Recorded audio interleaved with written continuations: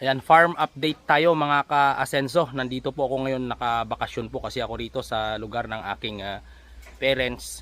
So ito po, may gagawin po kami rito sa area na ito. Kaya inaararo ng aking tiyuhin para malambot po yung lupa. Sa susunod po na araw, i-update ko po kayo daily sa aming gagawin rito at sa aming magiging gastos para sa mga makapanood. At the same din po ang gagawin nila ay makakuhanan ninyo ng idea kung magkano ang magagastos sa ganun po.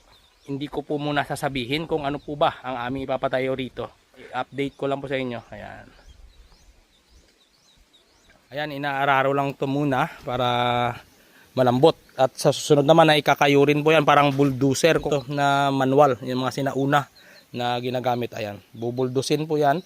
Mamaya pag may time ako na paggawa ay ipapakita ko sa inyo. Ito po yung pansamantala po namin na mga inahin. Nasa 3 po yan, buntis lahat dyan. At yung isa naman ay dumalaga pa lang.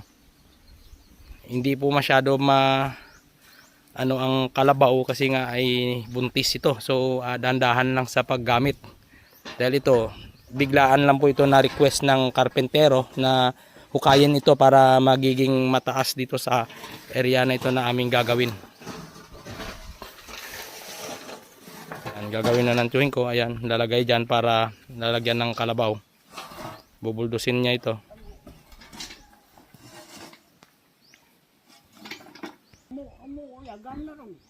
Ganyan lang pag-assemble ng manual na bulldozer.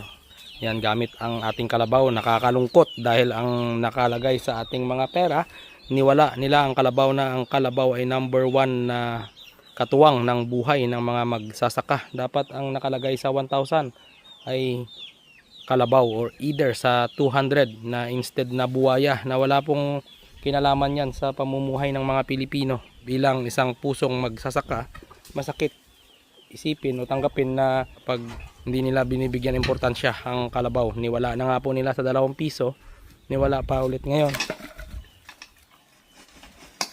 Yan, ganyan lang po yung gagawin. Atakin po ng kalabaw. Yan, suyod po yung kung tawagin sa iba. Ayan, sinusuyod para mabilis po yung trabaho kaysa papalahin mo.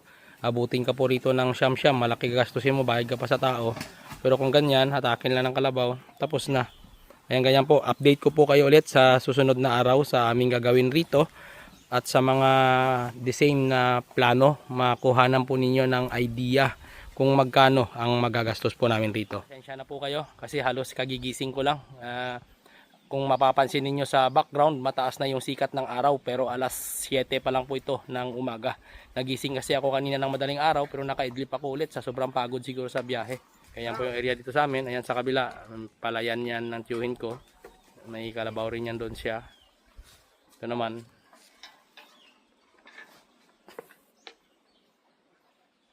Ito, buntis na po itong kalabaw. Malapit na rin po mga anak yan pero pinagtatrabaho pa namin. Kaya dandahan lang po, hindi pwedeng madaliin. Ganyan lang po yung pagsuyod. Ayan, next day po update ko kayo.